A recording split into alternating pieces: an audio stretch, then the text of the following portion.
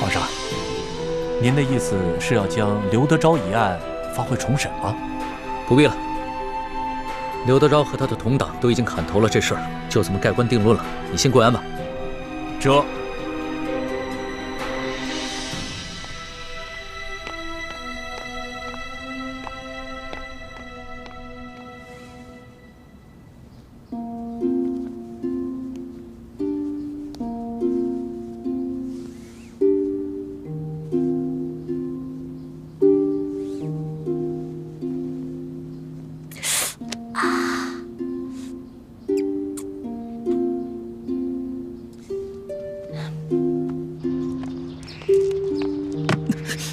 哎呦，皇上，你小心点，小心点！谁把门槛垫这么高的？赶紧给人削平了！这，小德子还不去传工匠，快！再不削平，朕削了你的脑袋！这，皇上息怒，皇上息怒。糟了，难道东窗事发了？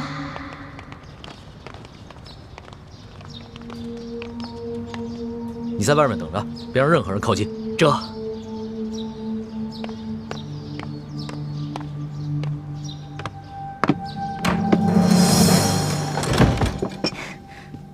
龙小弟下早朝了，喝点茶吧。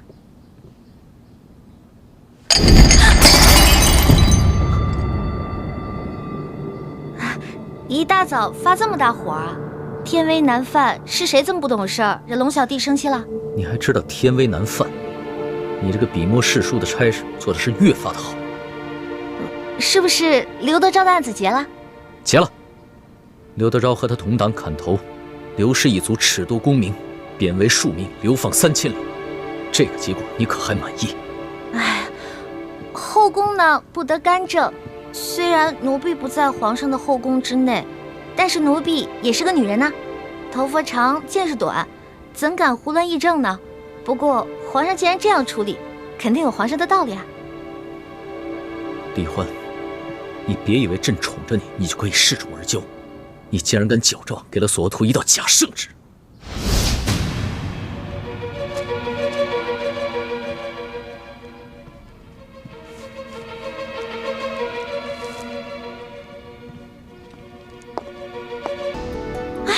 我就知道奴婢这点江湖小把戏，肯定瞒不了英明的皇上了。是不是索额图跟刑部的人发现那道圣旨是假的，要杀刘德昭全族啊？要是发现了，你还能在这儿？早就进天牢了。那也就是说，刘氏一族老少全都安然无恙了？李欢，你是真傻还是假聪明啊？你知不知道，矫诏也是欺君大罪，是要诛九族的。这件事情要是让文武百官、太皇太后、后宫的嫔妃，甚至任何一个宫里的人知道，你就算有100颗脑袋也不够砍的。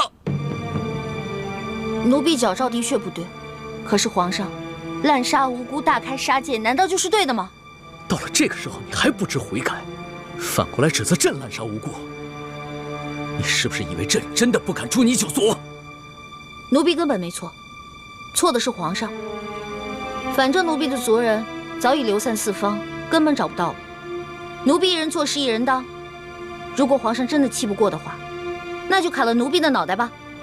奴婢绝不皱一下眉头，用奴婢的1颗人头换600多颗人头，值了。好，真英雄啊！那朕今天就拿你这颗脑袋去换刘氏600多颗人头。来人，传索额图。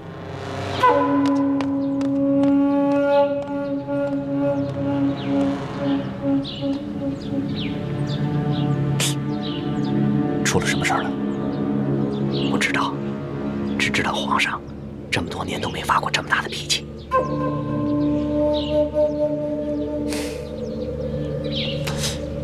是不是因为世庶姑娘？除了她，谁还有这么大的胆子？是索图到了吗？还不快给人滚进来！这。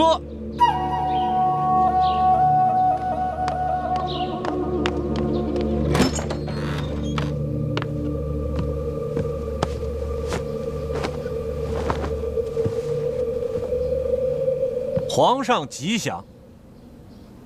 索图，把李易欢推出午门斩了。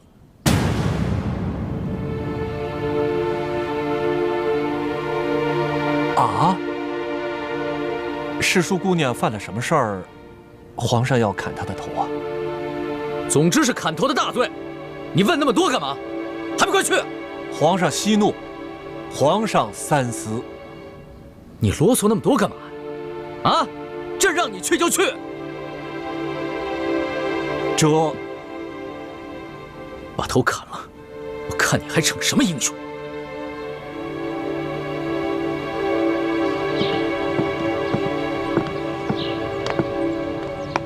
走吧，世淑姑娘。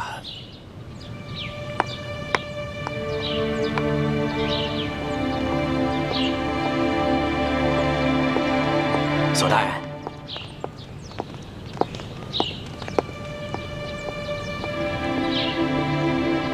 皇上真的要出斩世淑姑娘？皇上是这么吩咐的。皇上虽然是这么吩咐的，但是咱家斗胆建议索大人，暂缓行刑。索大人也是聪明之人，应该明白咱家的意思。行了，多谢李公公了，你说的我心里都有数。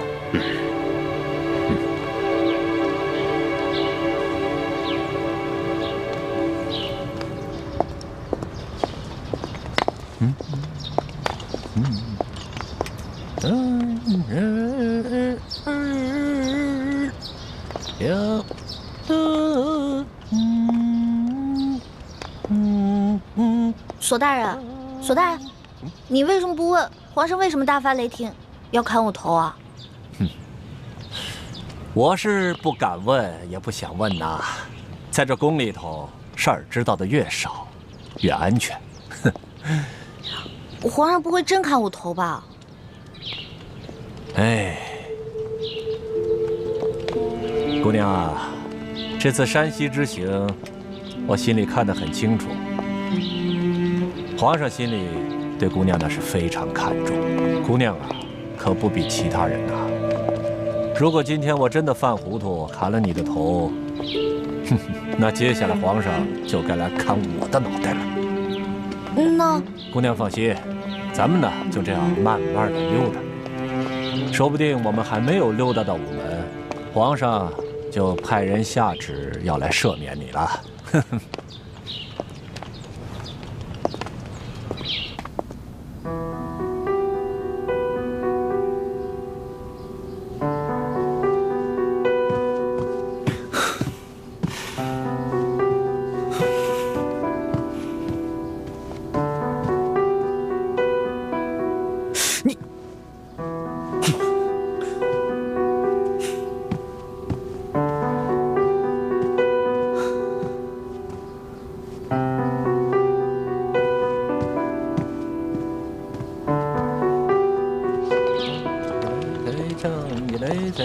索大人，前面就是午门了，这皇上万一还不派人来赦免我怎么办啊？那我可就只能执行圣旨了。您的意思是，您真的要砍我头了？万一您真砍了我，皇上又后悔了呢？我说了要执行圣旨，可是执行圣旨是需要一个过程的，啊。要砍你的头，那得有刽子手吧？这刽子手从住的地方走到午门去，他需要时间吧？啊，刽子手来了以后，那得先磨刀吧？这刀磨好了，送你上路，得给你吃口上路饭吧？饭做得了，给你端上来，你是一勺一勺的吃呢，还是一粒一粒的吃呢？总之，我是不催你的。那如果天黑了，皇上还没派人来赦免我呢？哎，这天黑了，皇上还没有派人来赦免你，但是他也没派人来催问。那咱们就还有办法可想啊。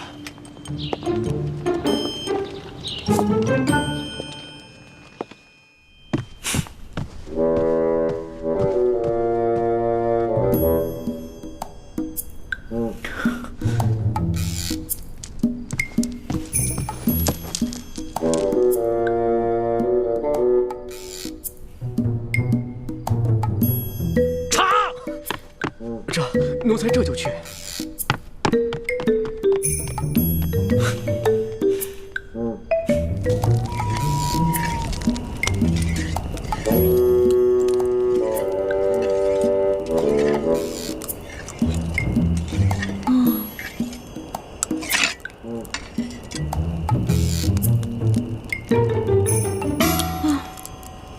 这刀都磨了一下午了，会不会磨断了呀？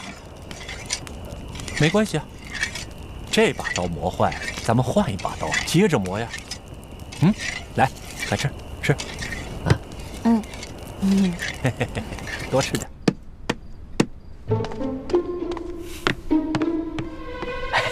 皇上，你消消气儿啊，喝杯茶消消气儿。这谁沏的茶？怎么那么难喝？是奴才的徒弟小德子沏的。你怎么教徒弟的？连个茶都不会沏？皇上息怒，皇上息怒。皇上的茶通常都是世叔姑娘给您沏的，小德子他一时半会儿掌握不好火候，求皇上您饶了他这回。哎呦，皇上，皇上，你的福啊！你还知道啊？你还知道朕离不开那个小丫头？那刚才朕要砍他脑袋的时候，你怎么不替他求情啊？啊！朕在这急得团团转啊！你个老东西，一声都不吭你！哎，你在宫里待了一辈子了，这点眼力劲儿都没有啊！不，皇上，我这不是想让您冷静冷静再说吗？那奴才现在求情来得及吗？哎呦，索大人不会现在把宜欢姑娘的头都砍下来了吧？索图要是连这点眼力劲儿都没有，那朕真是白疼他了。啊！难怪皇上让索大人来执行圣旨呢。你这个老东西，挺机灵。哎，皇上息怒，皇上息怒。现在知道怎么说了吗？哎，知道。还不快去！哎，奴才马上就去，马上就去。皇上息怒啊，皇上息怒。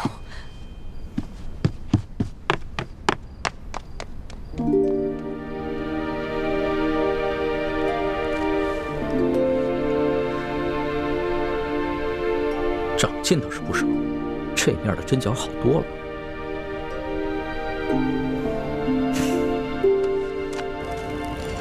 索大人，你说皇上不会真想杀我吧？这样跟你说吧，这俗话说得好，天威难测啊。哎，没事啊，赶紧吃吧啊！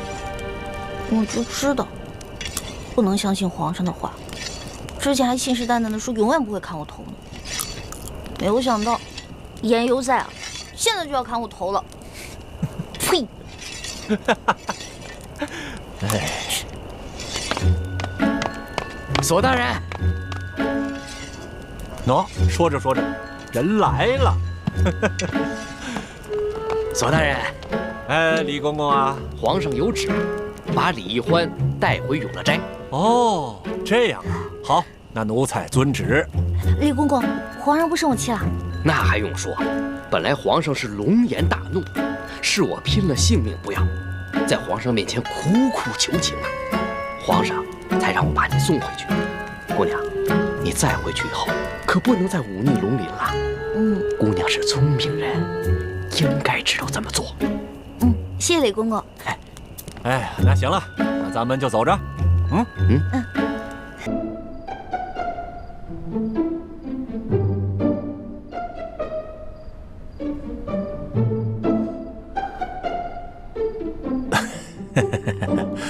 皇上，世叔姑娘这一路上都悔恨不已啊，她恨不能要以死谢罪。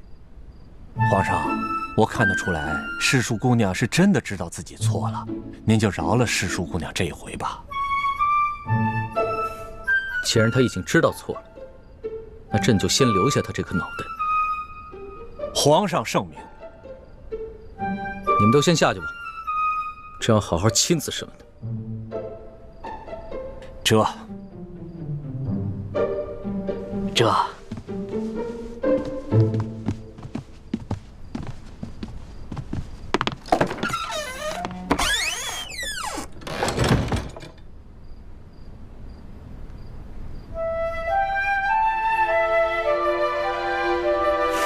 起来吧。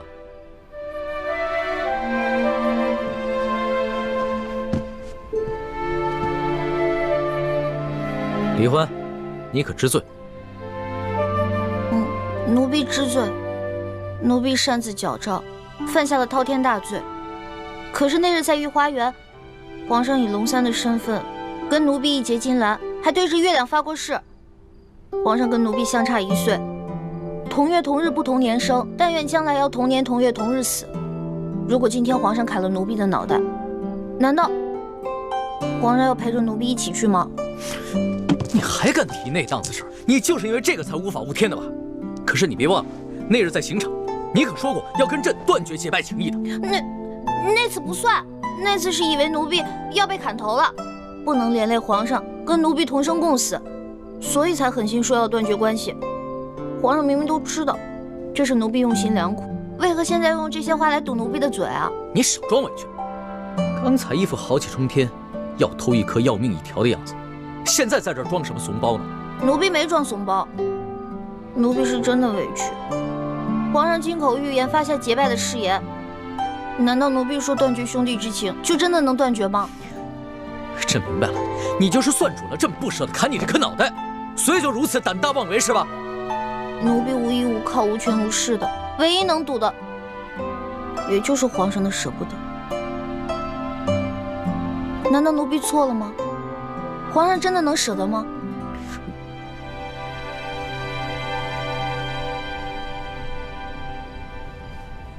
皇上，您还记得我们第一次相见时候的情景吗？人们都说朝廷无道，民不聊生，可为何京城是如此的繁华呀？让开，让开，都让开，让一让，让开！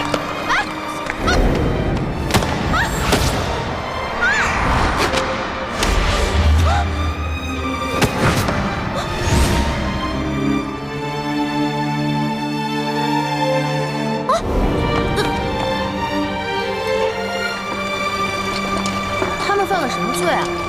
那车上还有婴儿呢，也要被砍头。他们可是前明的余孽，口口声声要光复大明，这都是特等的大罪，是要诛九族的。当今皇上这么残暴，诛九族，怪不得这些人要光复大明。哎，你们说那暴君是不是长得青面獠牙，极其恐怖啊？那个时候，奴婢万万没有想到，那个老成大器的少年，就是当今的皇上。可那个时候的皇上对鳌拜动不动就诛人九族的暴行亦是十分不满，可为何如今皇上也要动不动就诛人九族呢？你怎么能拿这跟鳌拜比呢？鳌拜杀的那些犯人有多冤枉？刘德昭难道也冤枉吗？杀刘德昭不冤，可是刘氏一族也有毫不知情的老人跟妇人，还有正在吃奶的婴儿啊，他们何罪之有？皇上，奴婢并非恃宠而骄，也没有干政的野心，奴婢只是不想看着皇上的刑罚变得如此严苛。如果说奴婢矫诏冒犯了龙威，那当时在山西呢，皇上冒险抢劫官银官粮的时候，难道也是有意挑衅皇权吗？皇上还不是出于一点点人心，怕更多的无辜老百姓饿死吗？你少在这花言巧语。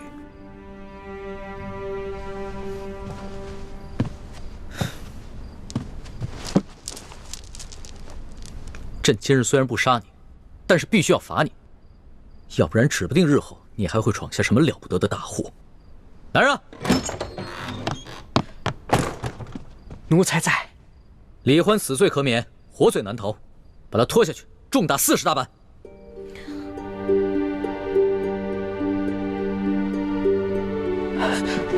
皇上，世淑姑娘好不容易才9死1生逃了回来，她的脚伤刚刚好，世淑姑娘身子弱，这40大板她可经受不起啊！求皇上开恩，饶了世淑姑娘吧。老东西，这会儿你知道求情了？你会错圣意了，还不快去！这……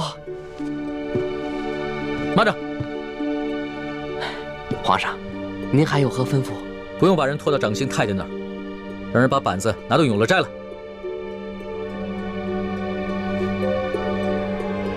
这……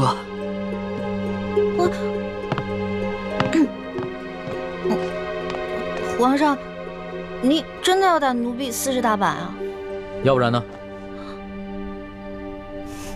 那日奴婢不知天高地厚的打了皇上一巴掌，太皇太后要罚奴婢手板，当时还是皇上跟奴婢一起作弊，逃过了惩罚。难道今天皇上真的要惩罚奴婢吗？朕上一次就不应该帮你，你若是受过一次罚，只怕就会懂得收敛，也不会犯下今日这等大罪。好，只要能让皇上出气，奴婢愿意受罚。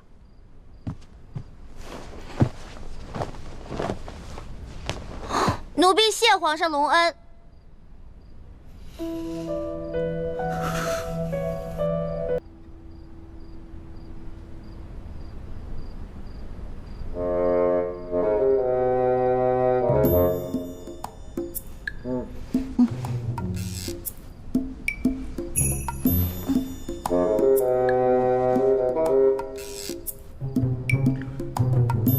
皇上，要打您赶紧打吧，我这跪的腿也疼了，腰也酸了，连脖子都僵了。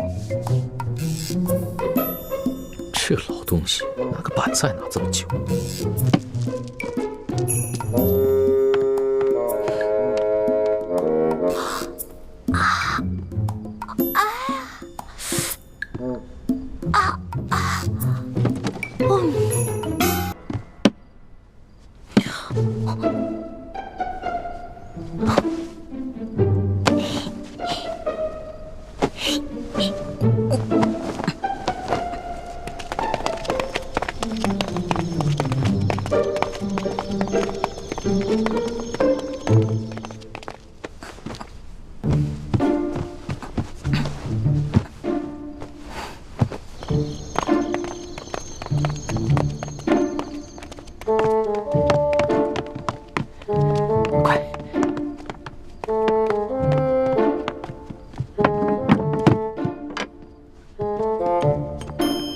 你们都下去吧，这要亲自罚。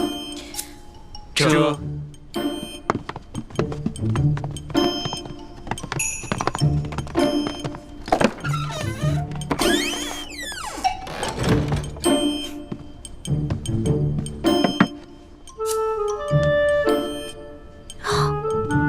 皇上，您真的要打奴婢啊？不然呢？这一次要是再不罚你的话，你都要上房揭瓦了。君无戏言，这是你自己说过的。过来，趴下。好吧，不就挨几下板子吗？打就打。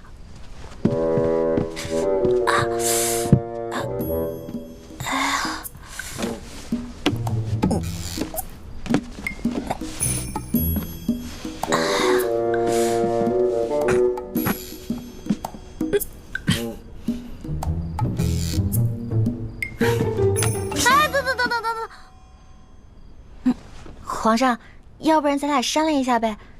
您高高举起，轻轻放下，假打行吗？你刚才那个死猪不怕开水烫的英雄气概哪儿去了？不如啊，你给朕认个错，跟朕重新续个大桥，让朕做老大，你做小弟，那朕就饶了你。不行，我从小都是老小，好不容易落个老大当，士可杀不可辱。打吧。行，那你就好好忍着，别鬼哭狼嚎的啊！绝对不出一声。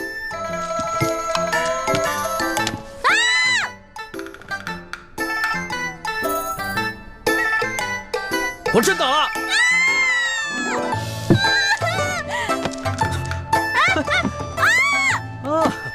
我说呢，平日里你蹭破点皮就哼哼唧唧的，今天像换了个人似的。原来有这个东西。还给我！什么东西？大清哪条律法规定了，奴才被打的时候，屁股里就不能垫垫子？还给我！你趴下，板子还没打呢。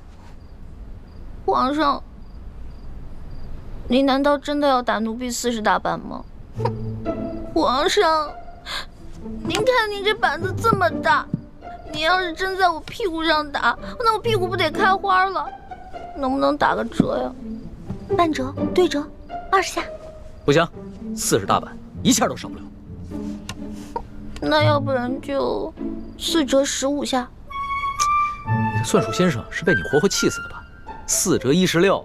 皇上英明，16下，那我们就决定了，就打我16下。谢谢皇上。到了这个时候，你还想给朕下套啊？我告诉你，40大板一下都少不了。哎，等一下，又怎么了？您看是这样的，如果硬打我40大板都打在屁股上，我是个女孩啊，半个月都起不来，走路一瘸一拐的，多难看。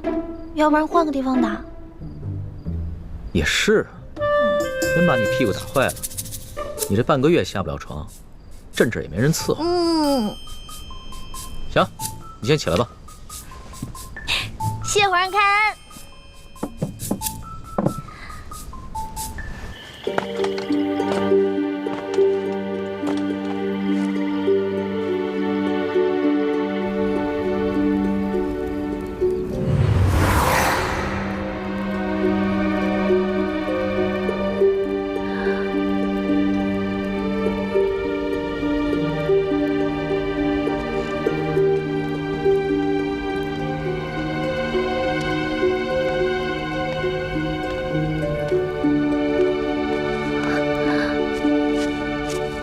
英奇，倩影，你要干什么？上次你放了我，这次我也要放了你和你娘。不可以，这次的情况和之前的都不同，我父王一定不会善罢甘休的。你若是真的把我们母子给放了，不光是你，甚至连你的父母都会有危险的。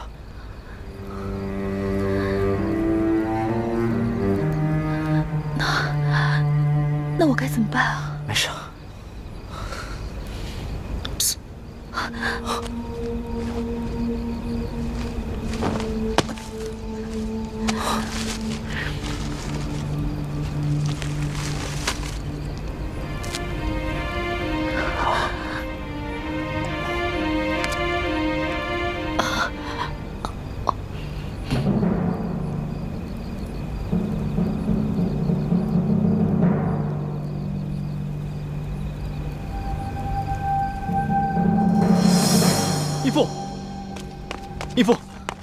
义父，这位师傅，吴三桂追过来了。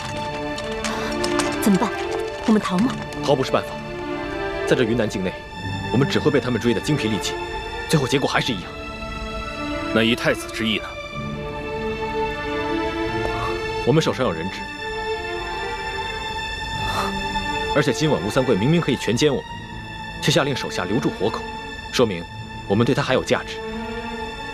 我们可以跟他谈判。很好，太子遇事不慌，处置得当。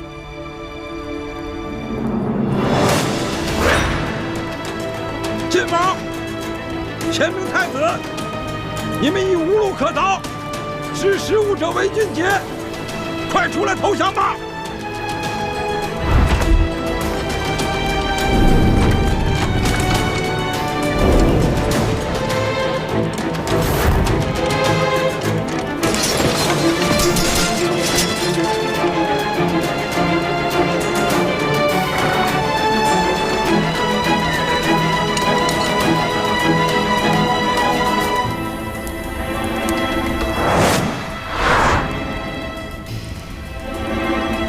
三桂，不讲信用！你若是敢强攻，我就杀了你的妃子和儿子！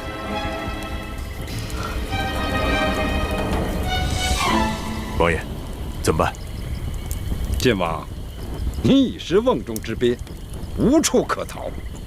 我劝你还是赶快投降吧，我还可以饶你不死。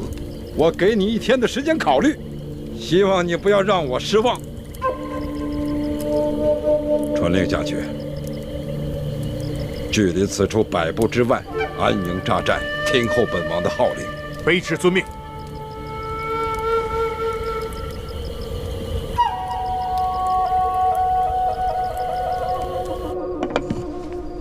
这个屁股打不了，手总打得了吧？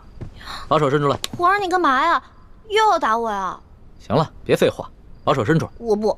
右手要做事，左手，快！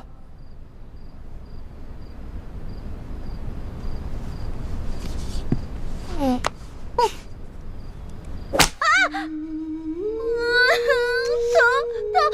死我了！你可是真英雄啊，这声音都传到紫禁城外面去了。奴婢是假英雄，真怂包。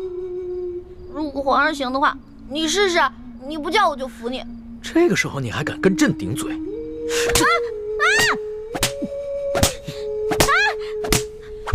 之前皇上说刘德昭是世界上最坏的男人，我看皇上还不如他呢。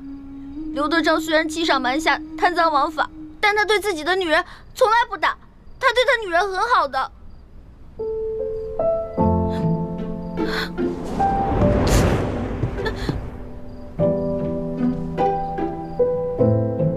你又不是朕的女人，为什么这样护着你？还是说，你愿意做朕的女人？说呀，说你愿意做朕的女人。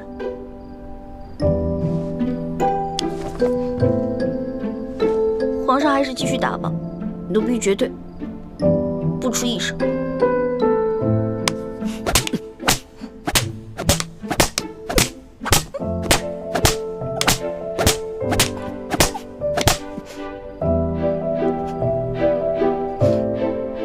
哭就哭出来，别憋着，装什么英雄？奴婢不想装英雄，奴婢只是装不了皇上的女人。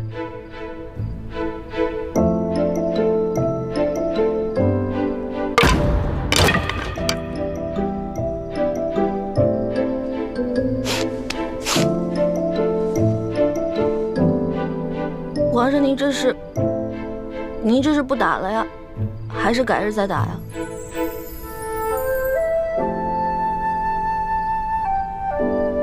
把手伸出来，给朕看看。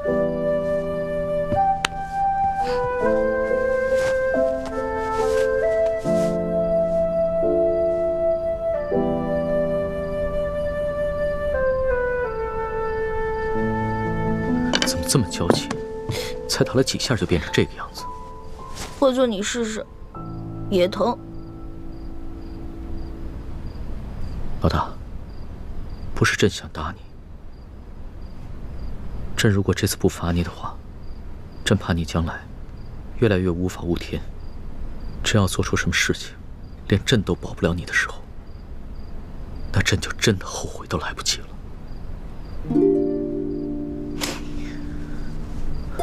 可能这次真的是打中了。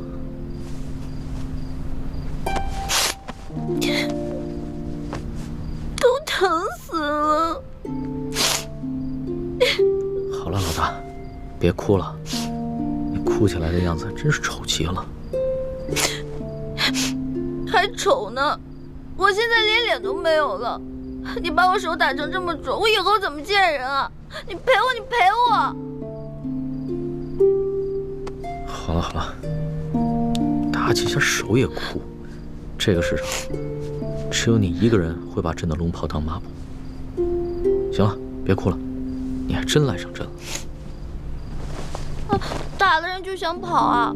去给你拿药啊！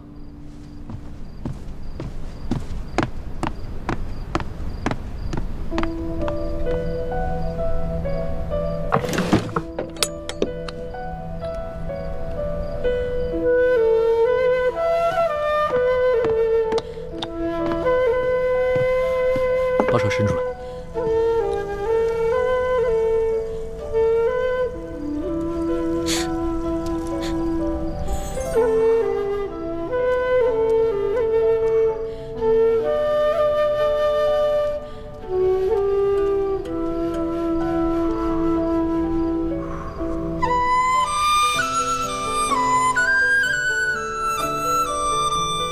还疼吗，老大？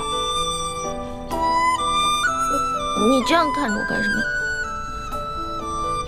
我看你长得丑。怎么样，好点了吗？好疼。老大就是打了几下手板，朕的心里有数，别撒娇了啊！不是手疼，是头好疼。哎，老大，老大，老大，老大，老大，太医，快传太医！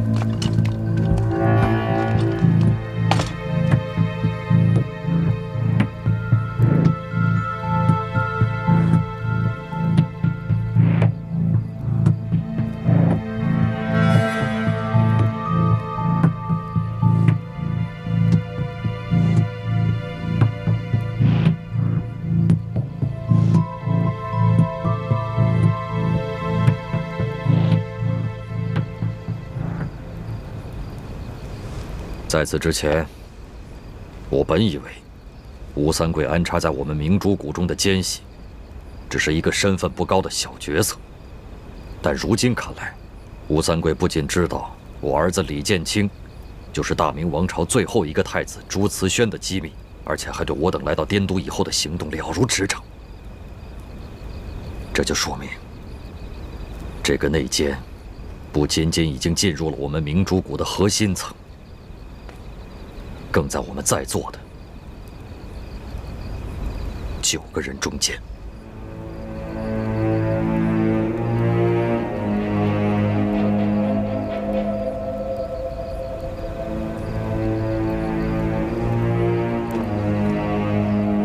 晋王说的极是，内奸一定是我们7位师傅当中的一个，所以我们的行动才处处受制于人。是谁？有种做吴三桂的奸细，就有种承认。只要你承认了，我等就念在与你过去的情分上，饶你一命，只废了你的武功，让你滚回吴三桂那个狗贼身边去。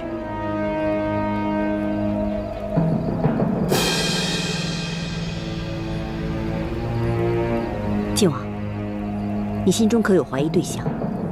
如果有的话，就直接说出来，免得大家互相猜疑，影响团结。现在大敌当前，我等必须团结一致，不可再闹内讧。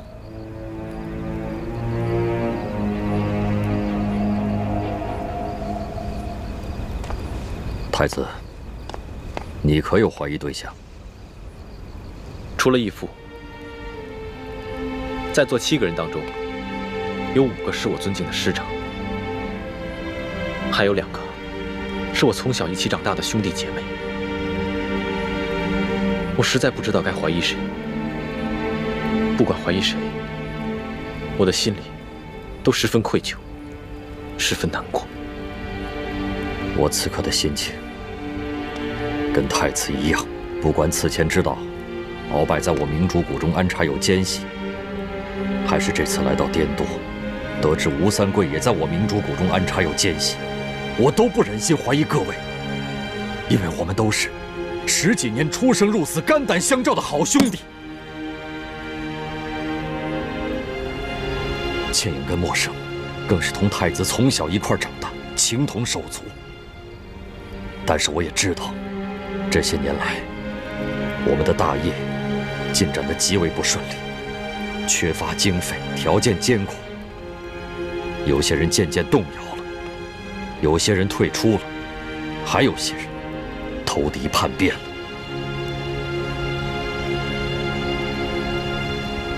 义父，内奸要传递消息给吴三桂，必然要避开我们所有人单独行动。我们只需要核对所有人来到滇都之后的具体行踪，彼此印证，仔细分析。就算内奸隐藏的再好，也会露出蛛丝马迹。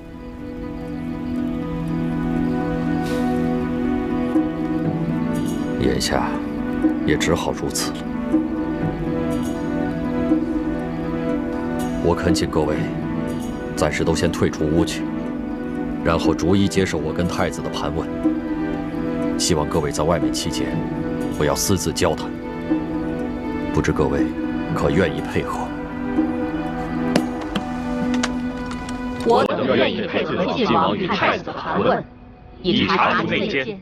有劳各位了。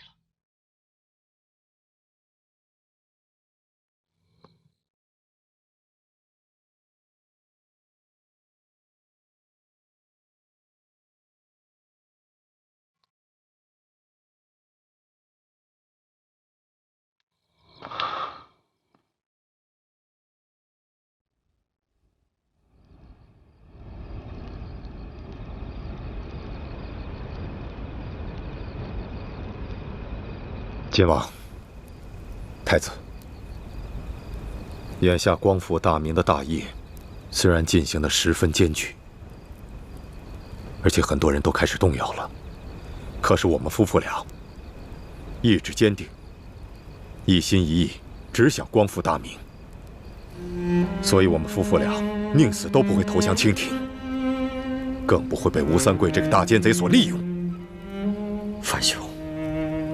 除了太子，在这个世界上，我最信任的人就是你了。当年我亲手射杀了我的发妻，是樊兄你冒死闯入了战场，把易欢救出来。你们把易欢带进了明珠谷，你和弟妹一同把易欢抚养到了7岁。易欢7岁之后，我虽然也到了明珠谷。可是我大半时间都在外奔波，没有尽到一个做父亲的责任。还是你们夫妻2人在一直细心地照料着易欢，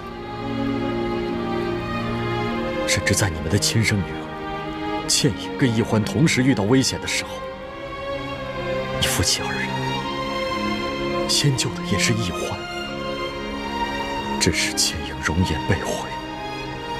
这么多年来，他心中一直对你这个父亲有怨在心，你也对这个女儿十分的愧疚，而我也对你夫妻2人深感愧疚。义父说的是，2师父、3师父，你们为光复大明的大业鞠躬尽瘁，死而后已。你们和义父一样，都是我最信任的人。多谢太子，还有晋王对我们夫妇的信任。倩影这个孩子，从小在明珠谷长大，他不可能是内奸，但他对吴应琪情根深重，他容颜被毁，是他这辈子最大的隐痛，但却被吴应琪给治好了，而吴应琪又为他被父亲责打了50军棍。这很可能是吴氏父子使的苦肉计，倩影很可能中计，无意当中被吴应琪套了话。晋王，如果倩影真的是中了吴三桂父子的诡计而泄密的话，我们夫妇俩绝不会袒护，一切交给晋王处置。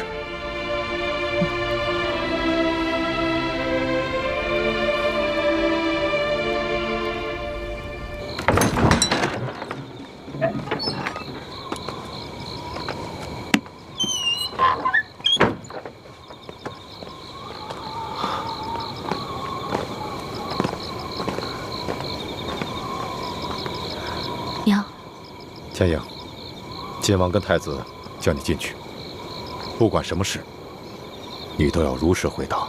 我明白，我从未做过任何对不起大家的事儿，一定会对大师兄和晋王如实回答。去吧。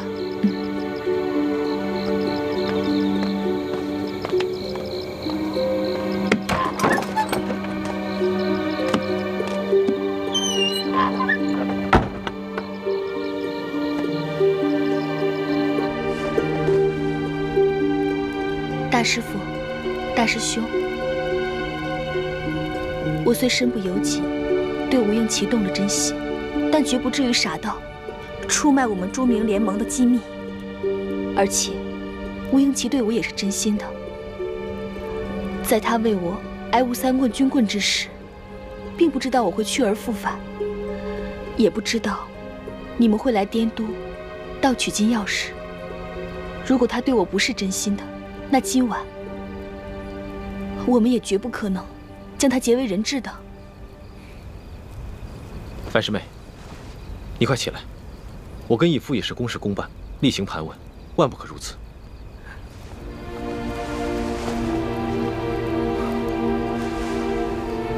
义父，樊师妹今夜跟吴应奇的情形，我们都看在眼里。今夜若不是樊师妹，只怕我们都脱不了身。多谢大师兄。你先出去吧，叫你四师傅跟叶师弟进来。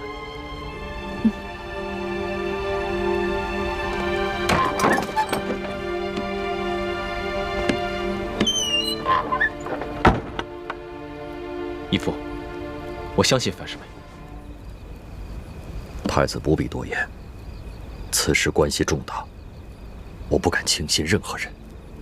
我们必须抛开一切情感因素，尽快查出内奸。义父说的是我太感情用事了。四师傅，叶师弟，太子和晋王让你们进去。我们走吧。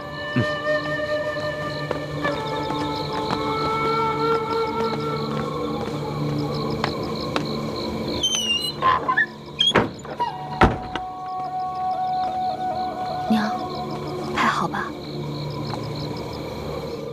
四师傅，叶师弟，见谅了。虽然你们已经说清楚了你们这几日的行踪，但是今夜你们负责协助我们撤离平西王府，并没有深陷包围，所以我暂时还无法排除你们的嫌疑。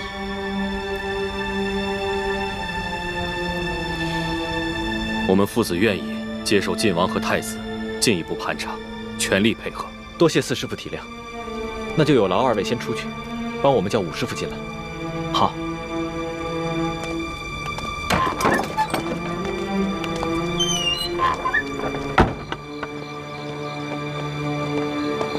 哎，武师傅呢？该他进去了。他在庙外的茅房小姐，我先进去吧。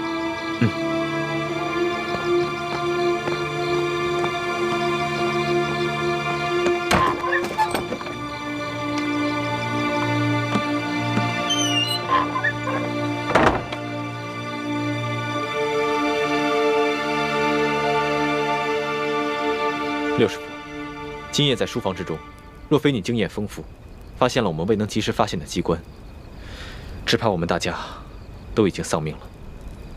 我本来不该怀疑你的，但此次滇都行动，你归队最晚，行踪也最为自由，所以你还是有嫌疑。我归队最晚的原因，是因为我去追杀裘贵了。如果让裘贵找到舒婉心，那么倾城的身份就会暴露。好，那就麻烦六师傅把到滇都后的具体行踪都详细告诉我跟义父吧。好。那日我与你们会合之后，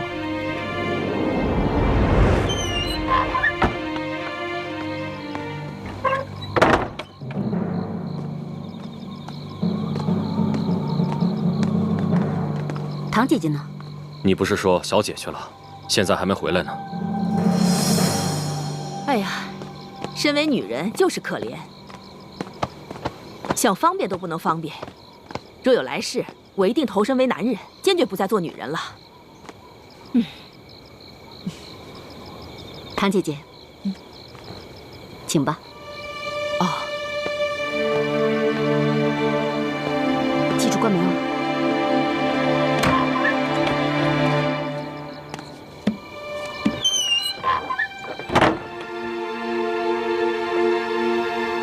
吴师傅，见谅。当日你留在书房之外，并没有进入书房经历机关之险，而且以你的身手，竟然会被吴三桂的护卫所伤，此事也较为可疑。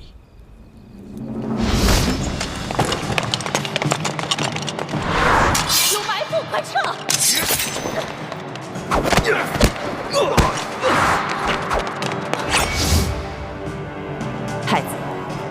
晋王，我当时之所以留在书房外，是因为我假扮了秦氏，这样方便替你们望风。我之所以会被那个小护卫所伤，是我没料到，那些护卫只是假装中了呆肉目击散之毒，被他们偷袭，猝不及防，所以才受了伤。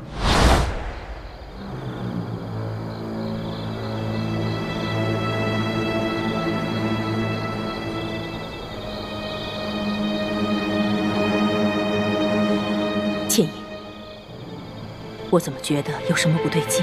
远处好像隐隐有响动。吴师傅，您留在这儿，我去瞧瞧。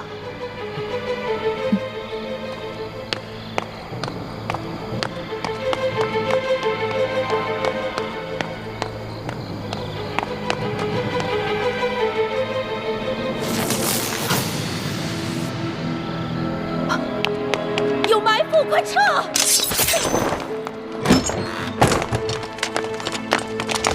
当时给那些护卫下呆肉目击散之毒的是倩影和默生。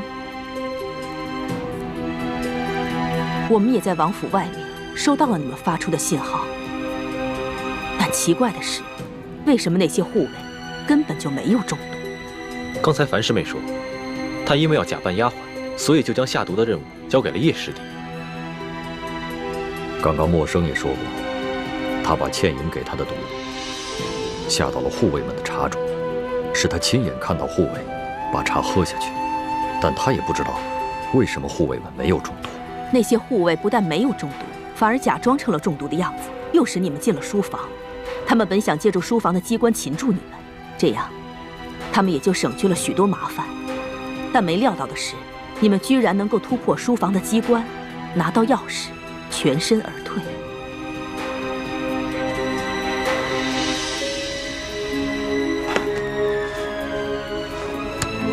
可惜，这把金钥匙也是一把假钥匙，而且上面还进了毒。要不是樊离发现了钥匙上面的毒，我们所有的人都离不开平西王府。这里面一定有人撒了谎。如果默生没有撒谎，那么倩影交给默生的呆肉目击散就是假药。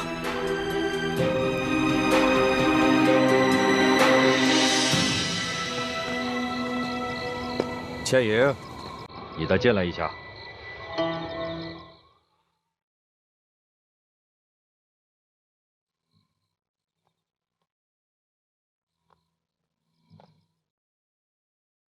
倩影这孩子，他不会。不会。就算他为情所困，也一定不会干出傻事来的。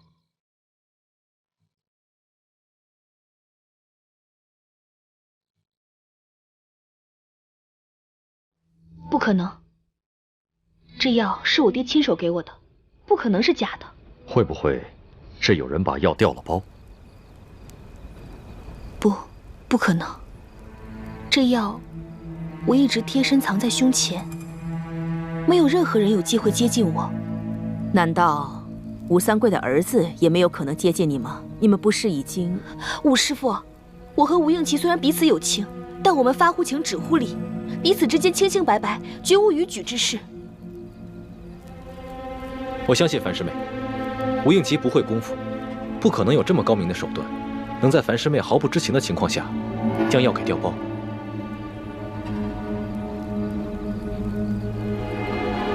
如果吴应琪没有可能，那平西王侧妃秦氏有没有可能调了包？不可能。侧王妃只是个弱女子，并无此能耐，而且她也没有接近过我。侧王妃秦氏，既然吴三桂早就知晓了我们的行动，并做下了诸多的安排，怎么可能让樊师妹轻易劫走秦氏呢？倩影，你说一说，你是怎么劫持了秦氏的？那一夜，我和化妆成平西王侧王妃的武师傅一起在屋外放风。当时我到了王府的花园，也隐隐感觉到花园中似乎埋伏着很多人。我正要发出讯号，就突然看到了侧王妃。当时我还奇怪，王妃不是早就歇息了吗？怎么会在这个时候到平西王府来？王妃止步，今天晚上这里谁也不能进去。为什么？王爷不是已经率兵出征了吗？那不过是虚张声势罢了。今天晚上王府内院要擒拿刺客，所以王妃还是赶快离开这里，记得回二公子府上暂避。好吧。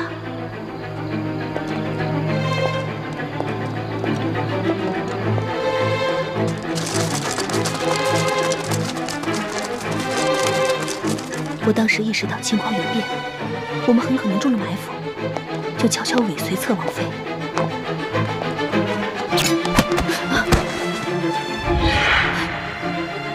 怎么会是你，王妃？对不起，只要你乖乖配合，我是不会伤害你的。我劫持了秦氏，突然听到从书房传来打斗声，于是就带着秦氏和你们接应。平时秦氏都住在吴应奇的府上。今天这突然来到平西王府，可能他们都疏忽了，就没有派人专门保护侧王妃。既然这秦氏平时都住在吴应奇的府上，怎么会在今晚去了王府呢？这我就不知道了。但是，不管是什么原因，秦氏都不可能知情，也没有机会调包。如果默笙真的把药下到了护卫的茶中，那还有一种可能，就是吴三桂有呆若木鸡散的解药。范师妹，这呆若木鸡散的解药，除了你爹，还有谁有？这药，我爹和我娘都有解药，可是4师傅和5师傅都有机会接近我爹，6师傅又和我娘关系甚好，所以他们都有可能从我爹和我娘手中偷走解药。范师妹，那你先出去吧，我和义父还要继续跟5师傅谈谈。嗯。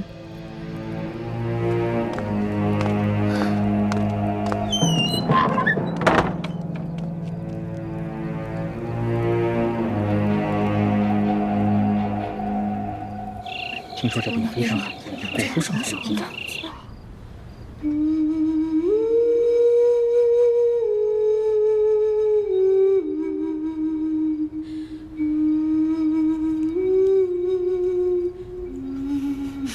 易欢怎么还醒不过来啊？是叔姑娘，这头疼的毛病，是从娘胎里带出来的顽疾，微臣无能啊！一群没用的东西！朕就问你，他这个病严不严重？朕要听实话。此病十分罕见，只有古医书上有记载。若是易欢姑娘能醒过来，便能逢凶化吉。听你这个意思，他还有醒不过来的可能。过了今晚，如果明天易欢姑娘还没醒，恐怕就怎么样？就再也醒不过来了。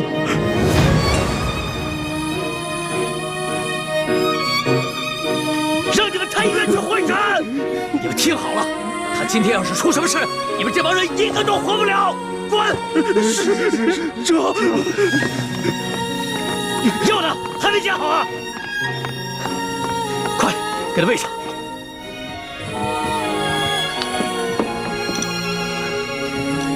快，欢儿，这药再也不准你发脾气了啊！哎呀，师叔姑娘根本就没办法吞药。喂，接着喂！哎呀！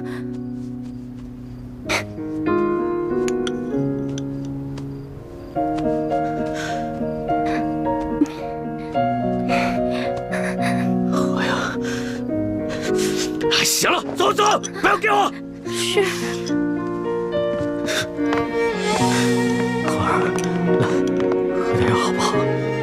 来，欢儿。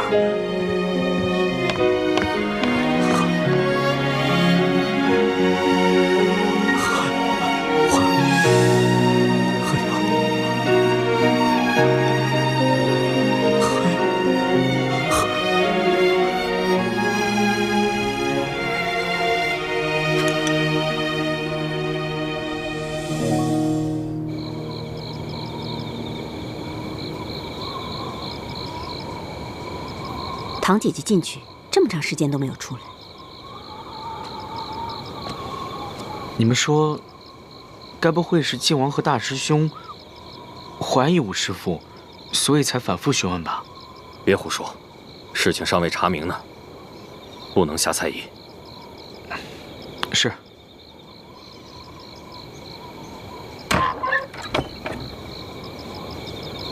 你们所有人都进来说话吧。